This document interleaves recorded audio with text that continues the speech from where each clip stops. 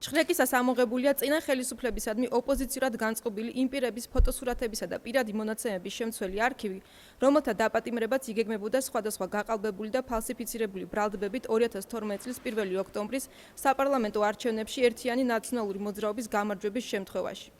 ნიშანდობლივია, რომ ცალკეული დოკუმენტები შედგენილია ხელით, რაც ქმნის მნიშვნელოვან მტკიცებულებათა ბაზას დამნაშავე პირების სწრაფად იდენტიფიკაციისა და დაკავებისათვის.